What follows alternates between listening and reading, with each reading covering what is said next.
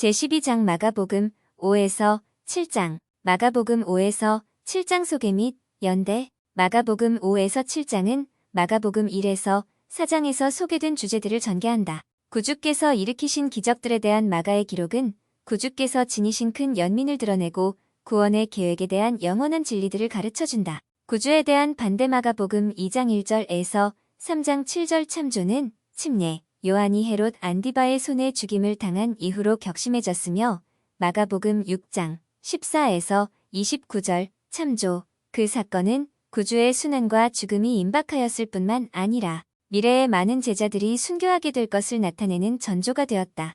마가복음 8장 34에서 35절 10장 38절 13장 11에서 13절 참조 일부 바리새인들은 예수 그리스도와 제자들에게서 계속 결점을 찾았고 구주께서는 그들이 하나님의 계명보다 그들의 전통을 더 중시한다고 꾸짖으셨다.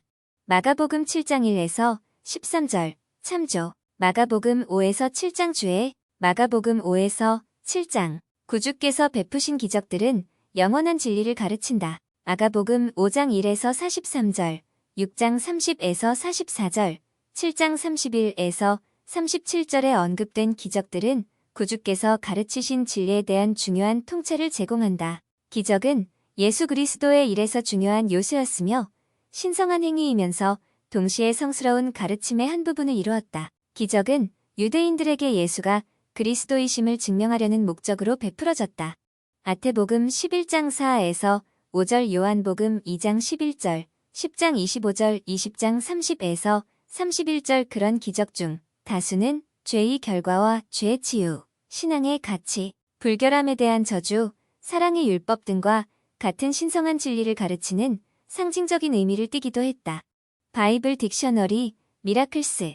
따라서 구주께서 베푸신 기적을 공부하는 유익한 방법은 각 기적이 그 사건 자체보다도 더 큰 무언가를 시사하고 있다는 점을 기억하고 기적을 통해 확인되는 진리, 즉 하나님과 그분의 사업에 관한 구체적인 진리를 찾아보는 것이다.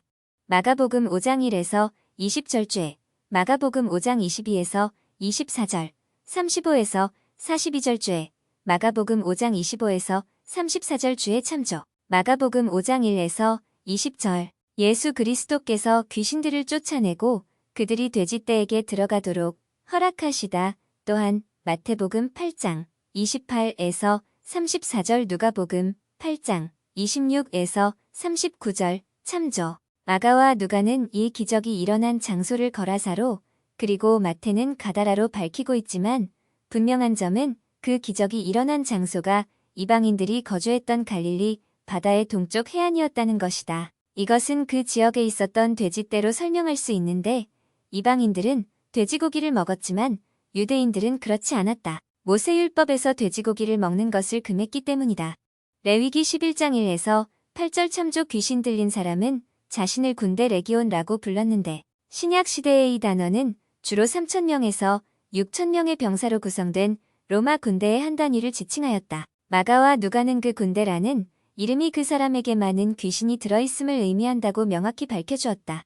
마가복음 5장 9절 누가복음 8장 30절 예수님이 쫓아내시자 귀신들은 돼지떼에게로 들어가게 해달라고 간청했다. 12사도 정원회의 브루스 알메콘키 장로는 이 기적에서 배울 수 있는 몇 가지 진리를 다음과 같이 밝혔다. 복음서 저자들은 도둑맞은 집, 즉 이 영적 존재들이 차지한 육체에서 그들을 쫓아낸 이 특별한 사례를 상세하게 서술하여 다음을 보여주고자 하였다. 일루시퍼의 왕국에서 오는 실제 존재인 악령은 글자 그대로 인간의 몸으로 들어간다.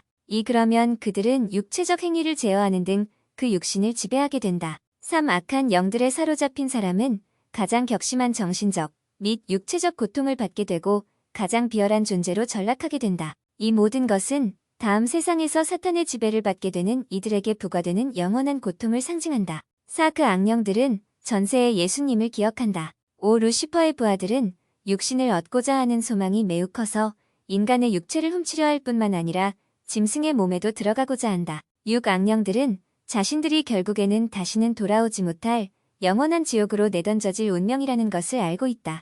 7. 반항적이고 세속적인 사람들은 기적을 목격하더라도 진리로 괘씸하지는 않는다. 팔악령으로부터 깨끗하게 된 사람들은 주님의 은혜와 선하심을 증거함으로써 그 증거를 받아들이는 사람들이 그분을 믿도록 이끄는 사명을 다할 수 있다.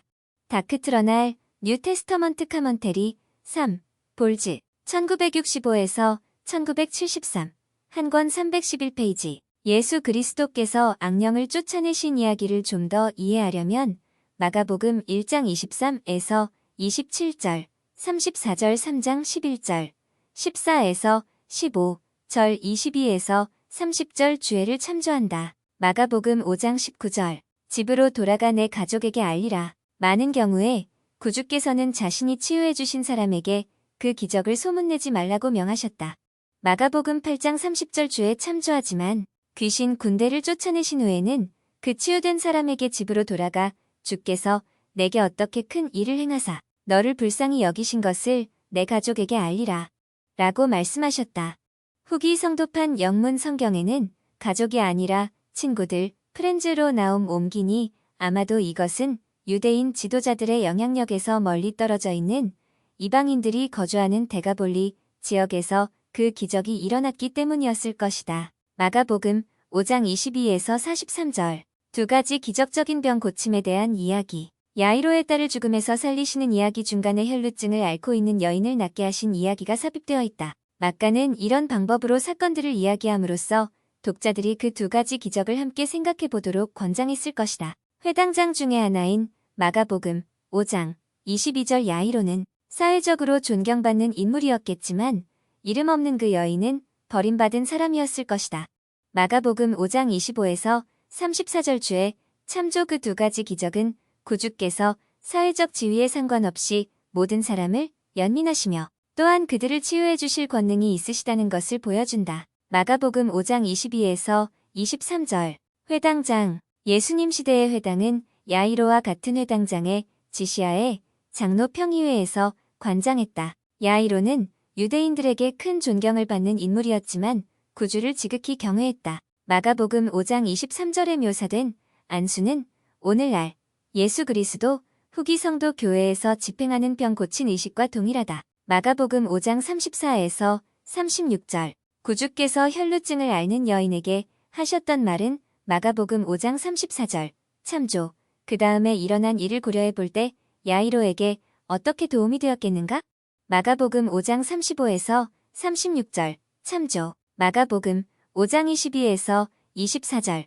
35에서 42절. 예수 그리스도께서 야이로의 딸을 죽음에서 살리시다. 또한 마태복음 9장 18에서 19절, 23에서 26절, 누가복음 8장 41에서 42절, 49에서 55절. 참조. 야이로의 딸을 치유하신 이 이야기는 예수님께서 죽은 자를 살리신 기록상의 단 세 가지 사례 중 하나인데 우리는 이 이야기를 통해서 그분이 온 인류에게 다시 생명을 가져다 주실 위대한 부활을 기대하게 된다. 또한 누가복음 7장 11에서 15절, 요한복음 11장 38에서 44절 참조. 각각의 이야기에서 우리는 구주께서 슬퍼하는 이들을 다정히 대하시는 모습을 볼 수 있다. 하워드 W. 헌터 회장은 야이로의 딸을 살리신 이야기를 분석하며 그 이야기에서 구주에 대해 배울 수 있는 몇 가지 진리를 다음과 같이 설명했다. 이 구절 외에는 경전 어디를 보아도 이 사람 야이로 이나 그의 이름이 나타나 있지 않습니다만 그가 예수님과 잠시 나눈 만남으로 그에 대한 기억은 역사에 길이 남게 되었습니다. 구주의 손길이 닿아 생각과 행동이 크게 변화되고 새롭고도 더 나은 삶을 살도록 이끌림을 받지 않았다면 아무에게도 알려지지 않았을 많은 사람들의 삶이 기억되었습니다. 내 어린 딸이라고 말하는 야이로의 떨리는 목소리는 구주 앞에서 무릎 꿇은 이 지체 높은 사람을 생각해 볼 때 우리 영혼의 동정심을 불러일으킵니다. 그런 후 그는 다음과 같이 신앙을 표명합니다. 오셔서 그 위에 손을 얹으사 그로 구원을 받아 살게 하소서. 마가복음 5장 23절. 이것은 비통에 젖은 아버지의 신앙에서 나온 말일 뿐만 아니라 예수께서 손을 얹으시면 무엇이나 생명을 얻게 된다는 것을 우리에게 상기시켜 줍니다. 예수께서 부부에게 손을 얹으시면 그들은 곧 새로운 삶을 얻게 됩니다. 예수께서 가족에게 손을 얹으시면 가족은 생명을 받게 됩니다. 그들이 회당장의 집에 도착하자 예수님은 어린 소녀의 손을 잡아 죽음에서 살리셨습니다. 그와 같이 예수님은 자신에게 손을 내미는 모든 사람을 새롭고 더 나은 삶으로 일으켜 세워줍니다.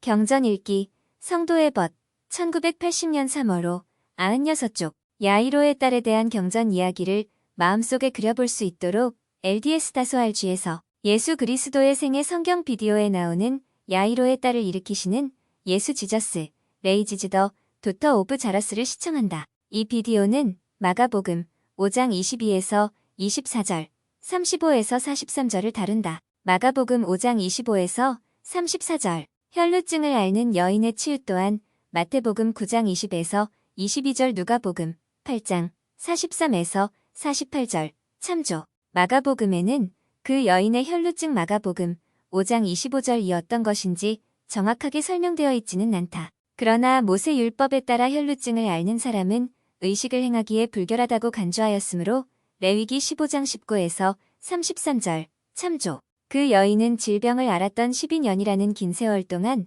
사회적으로 외면당하고 회당과 성전에서 배척되었을 것이다. 의사에게 치료를 받고자 가진 것도 다 허비하였다고 말한 것은 마가복음 5장 26절, 그 여성이 자신의 상황으로 자포자기한 상태였다는 점을 시사한다. 구주께서 누가 내 옷에 손을 대었느냐라고 물으심으로써 마가복음 5장 31절, 그 여인은 자신이 신앙을 행사했으며 또한 병이 치유되는 기적이 일어났음을 밝힐 기회를 얻었다. 구주께서는 딸아, 내 믿음이 너를 구원하였으니 라고 답하셨다. 마가복음 5장 34절, 이로써 구주께서는 여인과 그 자리에 있던 사람들이 그분의 옷에서 기적적인 권능이 나와 기적이 일어난 것으로 잘못 생각하지 않도록 도와주셨다. 또한 이는 그녀가 이제 치유되었으므로 오랜 세월에 걸친 사회적 및 종교적 배척을 더는 받지 않아도 된다는 여인의 이웃과 마을 사람들을 향한 선언이기도 했다. 하나님의 권능이 임하면 순결함과 완전함을 둘 다 회복할 수 있다. 내가 그의 옷에만 손을 대어도 구원을 받으리라. 마가복음 5장 28절. 데니스 B. 노인슈완더 장로는 70인의 일원으로 봉사하던 시절에 이 이야기에 나오는 여인이 구주께 나아갈 신앙을 어떻게 행사했는지에 관해 다음과 같이 말했다. 군중 소개한 여인이 있었습니다. 표면적으로 여인은 군중의 여느 사람과 달라 보이지 않았습니다. 그녀가 예수님을 향해 나아갈 때 아무도 그녀를 막지 않았습니다. 분명 사도들도 여인을 눈치채지 못했으며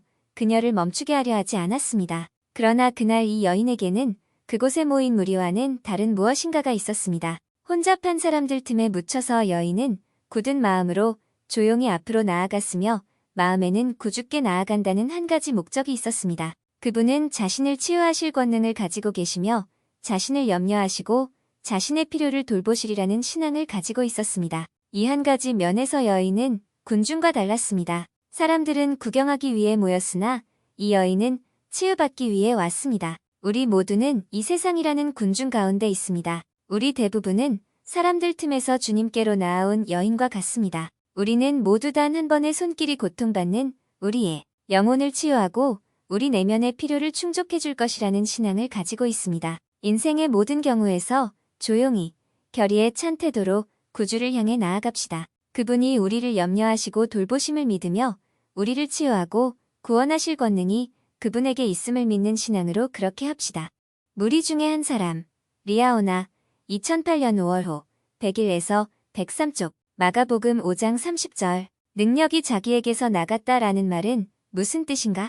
또한 누가복음 8장 46절, 참조, 흠정령 영어 성경 및 레이나 발레라역 스페인어 성경을 포함하는 몇몇 성경들에는 마가복음 5장 30절에서 그 여인이 치유되었을 때 예수 그리스도에게서 능력 버체 스페인어는 버투드이 나갔다고 번역되어 있다. 그리스어 원전 신약전서에서 버체에 해당하는 단어는 두나미스이며 그 말은 권능 또는 힘을 의미한다. 선지자 조셉 스미스는 신권 소유자가 의식을 집행할 때 쓰는 능력 또는 영적인 힘을 이해하는 데 도움이 될 한 가지 일화를 기록했다. 제데디아 M. 그랜트 장로는 내가 어젯밤에 아이들을 축복하는 동안 얼굴이 창백해지고 몸에서 힘이 빠진 까닭을 물었다. 나는 내가 축복하는 아이들을 루시퍼가 멸하려고 영향력을 발휘하려는 모습을 보았으며 그래서 지상에서 그들의 생명을 안전하게 지켜줄 축복을 그들에게 봉인하고자 온 신앙과 마음을 다해 애를 쓴 까닭에 너무나 많은 능력이 나에게서 나가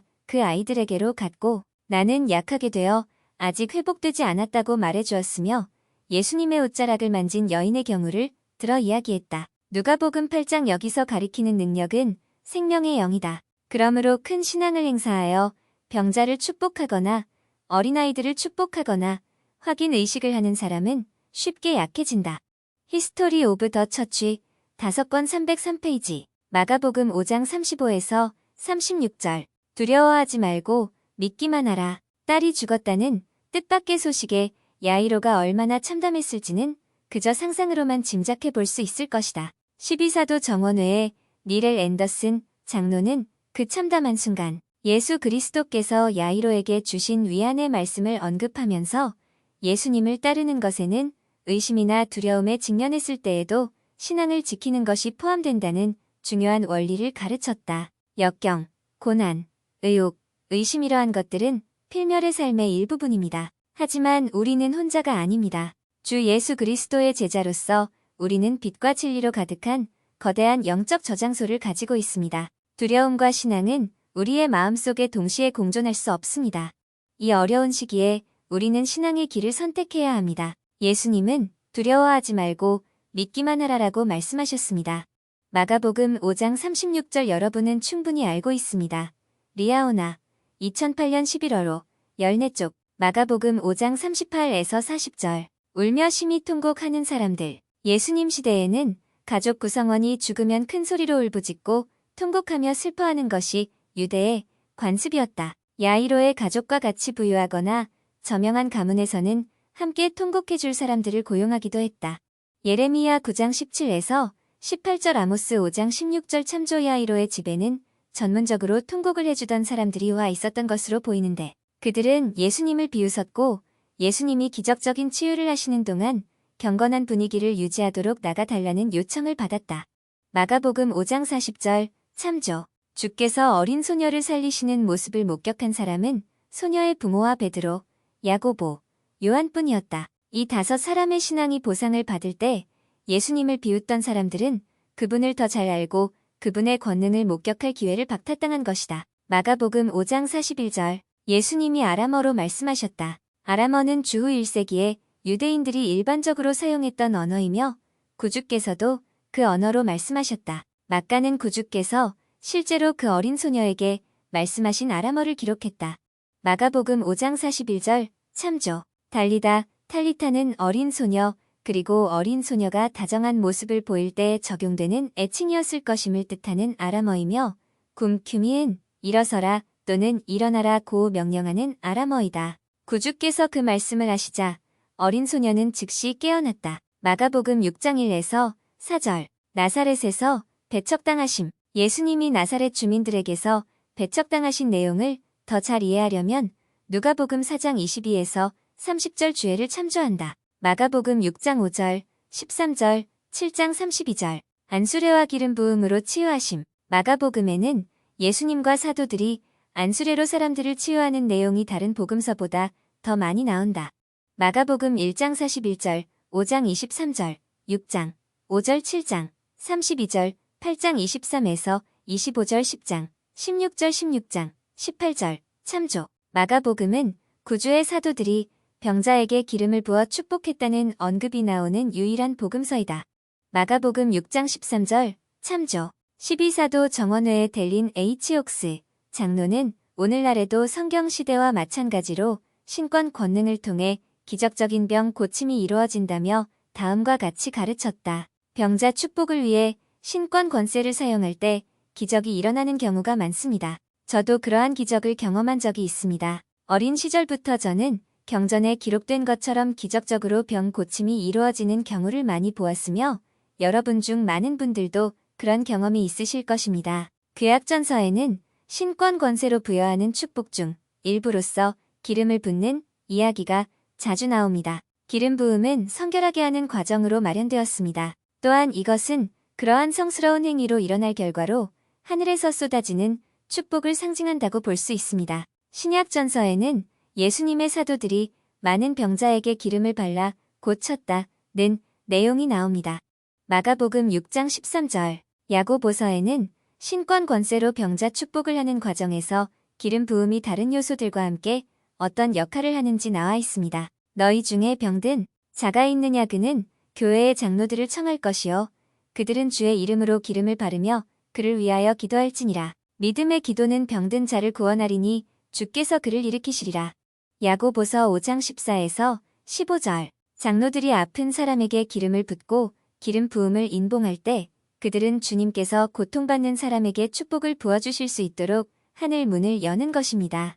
병고침, 리아호나 2010년 5월호 48쪽. 마가복음 6장 7에서 12절. 12사도를 보내심. 구주께서 이스라엘 백성에게 복음을 전파하도록 12사도를 보내신 것에 관한 더 자세한 내용은 마태복음 10장 1에서 5절 죄, 마태복음 10장 2에서 4절 죄, 마태복음 10장 5에서 6절 죄, 마태복음 10장 9에서 10절 죄를 참조한다. 마가복음 6장 11절. 발 아래 먼지를 떨어버려? 발에서 먼지를 떨어버리는 행위의 의미를 더 잘 이해하려면 마태복음 10장 14절 죄를 참조한다. 마가복음 6장 13절. 올리브 기름의 상징. 경전 전체에 걸쳐 올리브 기름과 같은 물체는 성스러운 권능과 행위를 나타내는 데 사용된다. 예를 들어 조셉 필딩 스미스 회장은 이렇게 가르쳤다. 모든 예언적인 기록들을 보면 감람나무와 올리브 기름은 성스러움과 순결함을 상징한다는 것을 알 수 있다.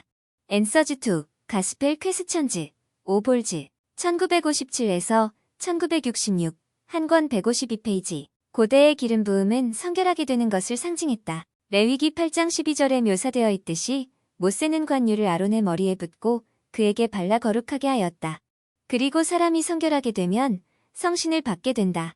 엘마서 13장 12절 제3니파이 27장 20절 참조 또한 출애굽기 28장 40에서 41절 29장 36절 40장 10에서 11절 레위기 8장 12절 참조. 올리브를 압착하여 짜내는 올리브 기름은 예수 그리스도께서 흘리신 속죄의 보혈을 상징한다고 볼 수도 있다. 12사도 정원회의 러셀 M. 넬슨 장로는 이렇게 말했다. 올리브를 찍고 압착해서 기름과 식료품으로 만들던 곳인 그 동산은 히브리어로 기름을 짜다라는 의미의 겟세마네로 불렸습니다. 그곳 겟세마네에서 주님은 모든 사람이 회개하여 자기에게 나아오게 하려고 모든 사람의 고통을 겪으셨습니다. 교리와 성약 18편 11절. 그분은 모든 인류가 지은 죄의 짐을 짊어지셨으며 그 고통이 얼마나 컸던지 모든 땀구멍에서 피를 쏟으셨습니다. 속죄, 성도의 벗, 1997년 1월호 35쪽. 마가복음 6장 14에서 29절. 침례 요한의 죽음. 침례 요한은 예수님께 침례를 베풀기 전까지 약 6개월 동안 백성들에게 복음을 전하고 침례를 베풀었습니다. 그 후에도 헤롯 안디바의 명으로 투옥되기 전까지 약 6개월에서 9개월 동안 계속해서 그 일을 했습니다. 아마도 요한은 투옥되어 있는 동안 고대에 늘상 행해지던 방식대로 고문받고 채찍질당하며 마태복음 17장 12에서 13절 참조 쇠사슬에 묶였을 것입니다. 어린 소녀인 살로메의 춤을 보고 욕망에 사로잡힌 헤롯은 요한을 파멸시키려는 헤로디아의 흉악한 계략에 말려들었고 그는 토굴 감옥에서 9개월 내지 12개월 동안 갇혀있던 요한을 불러내어 참수했습니다. 마가복음 6장 17에서 29절 참조. 요한은 주님의 많은 종들이 그렇듯이 순교자로서 사망했습니다. 로버트 제이 매튜즈 데어 이즈낫 그레이터 프로펫 더 미니스트리 오브 존 더 밥티스트 앤선 잔 1991 16에서 17. 마가복음에서는 침례 요한이 행한 성역보다 그의 죽음에 관련된 내용이 더 강조되어 있다. 마가복음 1장 4에서 9절, 14절을 마가복음 6장 14에서 29절과 비교한다. 마가는 12사도가 복음을 전파하도록 보내졌다는 기록과 마가복음 6장 7에서 13절, 참조 그들이 귀환했다는 기록 마가복음 6장 30절 참조 사이에 요한의 순교 기사를 삽입했다. 야이로의 딸을 치유하는 이야기에서와 마찬가지로 여기에서도 이야기의 서술이 잠시 끊긴다. 그럼으로써 마가는 하나님의 종이 치를 수 있는 대가를 강조하려 했다. 침례 요한은 메시아에 앞서 길을 예비하는 사람이었기에 악인의 손에 그의 생명이 희생된 일은 임박해오는 구주의 고통과 죽음을 예시했고 마가복음 8장 31절 9장 31절 10장 33에서 34절 참조. 나중에 예수 그리스도의 수많은 제자가 맡게 될 박해와 폭행을 보여주는 전조가 되었다. 마가복음 8장 34에서 35절 10장, 38절 요한복음 15장, 20절 16장 2절 참조. 마가복음 6장 17에서 20절. 헤롯 안디바와 헤로디아. 로마를 방문한 헤롯 안디바는 자신의 동생 빌립의 아내인 헤로디아에게 마음을 빼앗겼다. 헤롯은 헤로디아에게 빌립을 버리고 자신과 결혼하자고 청했다. 결국 그 일은 실현되었고 헤롯 안디바는 헤로디아와 결혼하기 위해 자신의 아내와 이혼했다. 하지만 헤로디아와 빌립은 합법적인 이혼을 하지는 않았다. 이에 측례 요한은 그 결혼이 모세율법에 위배된다고 비난했다. 레위기 18장 16절 참조. 그러자 헤롯은 요한을 잡아 감옥에 가뒀다. 마가복음 6장 17에서 18절 참조. 마태복음 14장 5절에서 알 수 있듯이 헤롯은 요한을 죽이고 싶었으나 백성들에게 선지자로 추앙받는 그를 해치는 것은 헤롯에게도 두려운 일이었다. 후기 성도판 영문 성경. 조셉 스미스 역에는 요한이 의롭고 거룩한 사람이며 하나님을 경외하고 그분에게 경배드리는 이를 준수하는 사람임을 헤롯이 알았다는 내용이 추가되어 있다. 조셉 스미스 트랜슬레이션. 마크 6장 21절. 헤롯은 요한이 의롭고 거룩한 사람임을 알고 있음에도 요한을 처형하도록 명령했다. 하나님의 가장 위대한 선지자 중 한 사람인 요한의 지상생활은 이렇게 끝이 났다. 헤롯은 자신의 끔찍한 선택에 대해 하나님 앞에서 책임을 지게 될 것이다. 마가복음 6장 21에서 29절, 34에서 44절. 두 가지 잔치. 마가복음 6장에는 다음에 서로 다른 두 가지 잔치가 대조적으로 기술되어 있다. 방종하고 방탕한 헤롯 안디바의 생일 잔치는 침례 요한의 죽음으로 끝났으며 구주께서는 기적적으로 5,000명의 무리를 먹이셨다. 세상의 왕은 죽음을 가져왔지만 왕중왕께서는 생명을 유지시키셨다. 마가복음 6장 32에서 44절. 5,000명을 먹이심 또한 마태복음 14장 15에서 21절, 누가복음 9장 12에서 17절, 요한복음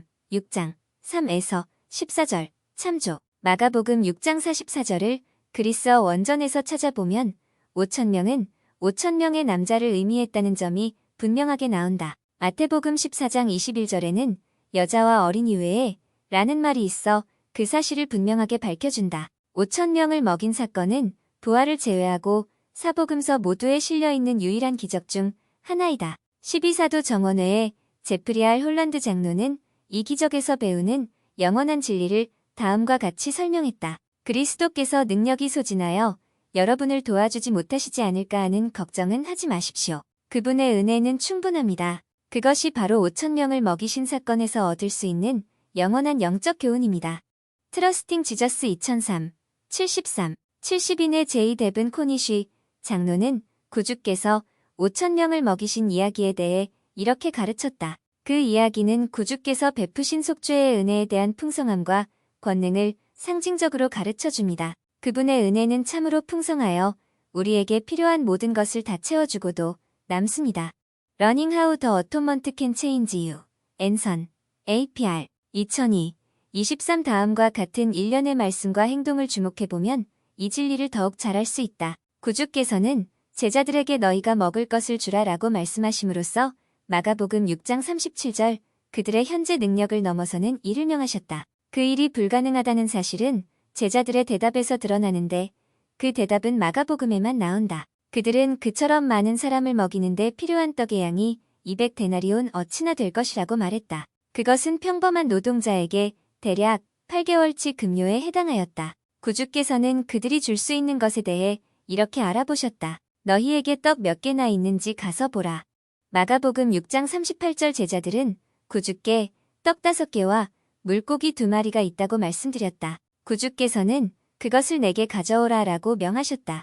마태복음 14장 18절. 제자들은 자신들이 가진 것을 구주께 드렸다. 구주께서는 제자들이 드린 음식을 축복하고 늘리셨는데 기적처럼 필요한 양을 채우고도 남을 정도가 되었다. 이 일련의 과정은 우리와 구주의 관계와 관련된 한 가지 방식을 보여준다. 우리는 우리 힘만으로는 절대 하나님의 완전함과 영광에 이르지 못한다. 마태복음 5장 48절, 로마서 3장 23절 참조. 하지만 우리가 온 영혼을 구주께 바친다면 그분이 베푸신 속죄의 은혜와 권능이 우리의 결점을 보완하는 것 이상으로 베풀어질 것이다. 미파이유서 25장 23절, 옴나이서 1장 26절, 모로나이서 10장 32에서 33절, 참조.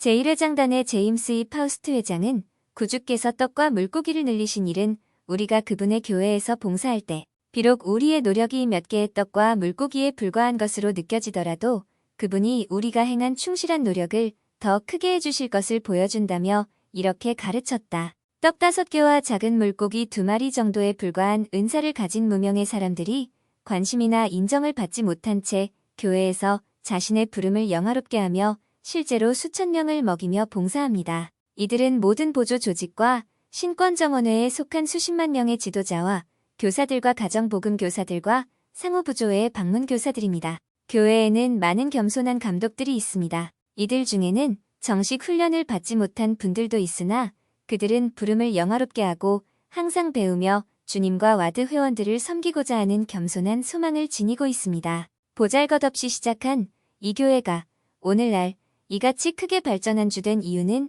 주님을 섬기는 데 바칠 것이라고는 떡 5개와 작은 물고기 2마리만을 가진 겸손하고 성실한 수백만 명의 충실함과 헌신입니다.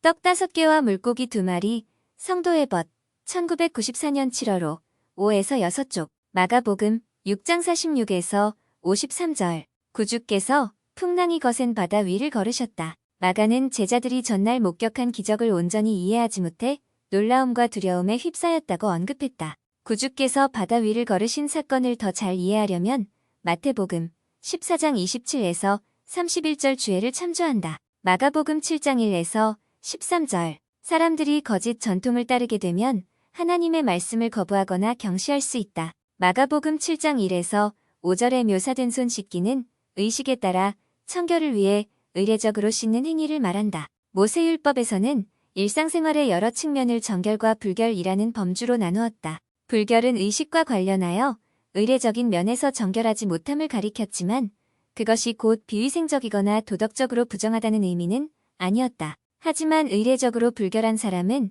정결하게 될 때까지 일정한 종교적 및 사회적 활동에서 배제되었다. 신약전서 시대 때 의례적인 청결에 관심이 있던 유대인들이 마가복음 7장 1에서 5절에 묘사된 의례적인 씻기를 포함하여 많은 전통을 양산해냈다. 예수님 시대의 이런 전통은 성문이 아닌 구전 형태로 존재하며 율법사에서 율법사에게로 그리고 그들의 추종자나 학생들에게로 전해졌다. 이후에 그 전통들은 성문 형태로 탈무드에서 통합되었다. 제자들이 이 전통적인 의례를 지키지 않았다는 바리새인들의 비난에 구주께서는 바리새인들이 하나님에 대한 헌신을 공언하면서도 하나님의 계명보다 인간이 만든 전통을 더 우선시한다고 꾸짖으셨다. 그러한 모순은 위선이었다. 마가복음 7장 6절 참조. 이 위선의 한 가지 예로 바리새인들은 고르반이라는 전통을 지켰다. 마가복음 7장 10에서 13절. 참조. 고르반은 하나님께 드림을 의미했다. 하나님께서는 내 부모를 공경하라 라고 명하셨는데도 출애굽기 20장 12절. 장로들의 전통에 따라 만일 어떤 사람이 하나님이나 성전에 바치기로 마음먹은 돈이나 그 밖에 자원이 있다면 그 자원을 고르반이라고 선언하고 연로한 부모를 돌보는 데 사용하지 않아도 되었다. 이와 같이 이런저런 방법으로 인간이 만든 전통을 하나님의 말씀보다 더 우위에 두는 것은 전통이 하나님의 말씀보다 우선했다는 점을 보여준다. 마가복음 7장 6절, 13절, 참조. 델리네이치 옥스, 장로는 교회 회원으로서 우리가 하나님의 계명을 거스르는 개인적, 가족적, 민족적, 국가적 관행을 기꺼이 버려야 한다며 다음과 같이 말했다. 예수님의 가르침은 다양한 집단의 전통을 정면으로 도전하는 것이었습니다. 그분에 따르면 외식하는 자는 전통을 고집하여 하나님의 계명을 지키지 않는 자들입니다. 마가복음 7장 6절, 마태복음 15장 7절, 참조. 사람들의 전통이나 문화 혹은 생활 양식에는 하나님의 최고의 축복을 받을 자격을 갖추고자 하는 사람들이 바꾸어야 할 일부 관행이 불가피하게 포함되어 있습니다. 순결이 한 예입니다. 하나님의 선지자들은 늘 음행을 정죄했습니다. 그러나 이러한 영원한 계명은 여러 나라의 강력한 전통 때문에 빈번히 무시되거나 거부되거나 조롱당해 왔습니다. 많은 사람들이 혼외 정사를 묵인하거나 권장합니다. 외설 문화가 급속도로 번지고 있습니다. 이런 죄의 활동에 참여하는 사람들이 하나님의 백성이 되려면 회개하고 변화해야 합니다. 이는 그분이 부정한 것은 아무것도 그의 나라에 들어갈 수 없다고 경고하셨기 때문입니다. 제3 니파이 27장 19절. 또 한 가지 예는 정직입니다. 일부 문화는 거짓과 절취와 기타 부정직한 관행을 너그럽게 대합니다. 그러나 유아책이나 체면 혹은 이익 추구 등 어떤 형태를 불문하고 부정직은 복음의 계명과 가치관에 위배됩니다. 하나님은 진리의 하나님이며 변하시지 않습니다. 변해야 할 사람은 바로 우리입니다. 회개와 변화, 리아호나 2003년 11월호 38쪽 12사도 정원회의 리차드 G. 스코트 장로는 우리가 가족 및 문화적 전통을 예수 그리스도의 복음에 맞추어 조정할 때 더 큰 행복과 평안을 얻게 될 것이라며 이렇게 가르쳤다. 저는 여러분이 예수 그리스도 교회의 회원이 되는 것을 첫 번째 우선순위에 두고 그분의 가르침을 삶의 기초로 둘 때 행복의 걸림돌을 제거하여 더 많은 평강을 얻게 된다는 것을 간증드립니다. 가족이나 국가의 전통 혹은 관습이 하나님의 가르침과 상충하면 이것들을 제쳐두십시오. 하지만 전통과 관습 등이 그분의 가르침과 조화를 이룰 때는 여러분의 문화와 유산을 보존하기 위해 그것들을 소중히 하고 따르십시오. 그리고 여러분이 절대로 변경해서는 안 될 유산이 하나 있습니다. 그러한 유산은 하나님 아버지의 아들, 딸로서 여러분의 존재에서 비롯됩니다. 행복을 위해서는 그와 같은 유산에 따라 여러분의 삶을 통제하십시오. 행복의 걸림돌을 제거함. 성도의 벗. 1998년 7월호 87쪽. 마가복음 7장 4. 컵 씻기. 마가는 잔과 주발과 놋그릇을 마가복음 7장 4절 깨끗하게 씻는 의식을 포함하여 의례적인 정결 예식에 관한 유대인의 전통을 기록했다. 석회석 그릇은 다른 그릇보다도 의례적 청결함을 유지한다고 여겨서 귀하게 취급되었다. 마가복음 7장 6절, 14에서 23절. 마음의 청결. 마가복음 7장 6절, 14에서 23절에 기록되어 있듯이 구주께서는 제자들의 주의를 외적인 의식에서 마음의 상태로 돌리셨다. 특히 6절, 19절, 21절, 23절, 참조, 후기 성도판, 영문성경, 조셉 스미스 역에는 다음과 같이 강조되어 있다. 무엇이든지 밖에서 사람에게로 들어가는 것은 능히 사람을 더럽게 하지 못함이니 이는 음식물이라. 그러나 사람 안에서 나오는 것이 사람을 더럽게 함이니 곧 사람의 마음에서 나오는 것이라. 조셉 스미스 트랜슬레이션, 마크 7장 15절. 이 관점에 대한 구주의 가르침을 더 잘 이해하려면 마태복음 15장 8절 주애를 참조한다. 마가복음 7장 21에서 22절. 사람을 더럽게 하는 것. 구주께서는 바리새인들에게 말씀하시면서 순결한 상태가 되지 못하게 하는 나쁜 생각, 부도덕, 살인, 절도, 탐욕, 속임, 교만, 불경, 어리석음 등 하나님의 율법을 범하는 여러 형태를 언급하셨다. 마가복음 7장 21에서 22절 참조 12사도 정원회의 쿠엔틴 엘쿡 장로는 마가복음 7장 21에서 22절을 인용한 후 사람을 더럽게 하는 나쁜 것들 중 하나인 현대의 우매함이라는 위험에 대해 다음과 같이 경고했다. 마가복음 7장 22절에 우매함으로 번역된 그리스어에는 몰상식하고 자기 중심적이라는 의미가 포함되어 있습니다. 이것은 지략이 없고 우둔하며 무지하고 이기적이며 경솔하거나 신앙이 없는 것을 뜻하는 그리스어에서 파생되었습니다. 대부분의 경전에서 그 단어는 지혜가 부족함을 의미합니다. 이 각각은 모두 심각한 문제입니다. 그러나 저는 구주께서 더 심각한 다른 행동들의 우매함을 포함하신 데는 또 다른 이유가 있다고 생각합니다. 우매함은 종종 더 심각한 범법을 일으키고 수반합니다. 여러분이 알고 있는 모든 농담을 생각해 보시고 그중 몇 가지가 적정선을 넘어서 상스럽고 음란하며 호색적이고 외설스러운지 생각해 보십시오. 한동안 저는 현대 사회에서 너무나도 널리 퍼져 있는 경박하고 부도덕한 자기 과시에 대해 염려했습니다. 적어도 퇴폐적인 행실에 관여하고 그런 모범을 보이는 유명 연예인, 운동선수와 영화배우들, 그리고 인터넷 사용자들 말입니다. 세상에 예수 그리스도의 복음을 전파하고 우리 가족과 친구들과 유익한 시간을 보내며 노숙자들에게 거처를 마련해주고 가난한 이들을 먹이며 아픈 사람을 치료하고 환경을 개선하며 이웃을 우리 자신처럼 사랑해야 할 필요성이 많은 이 시기에 어리석은 일들에 쏟는 시간은 참된 비단에서 명백히 드러납니다. 초이시즈 앤 챌린지즈. 선택과 도전들 총관리 여공과 함께하는 저녁 모임. 2009년 2월 27일. 마가복음 7장 24에서 30절. 이방인 여인의 딸을 치유하신.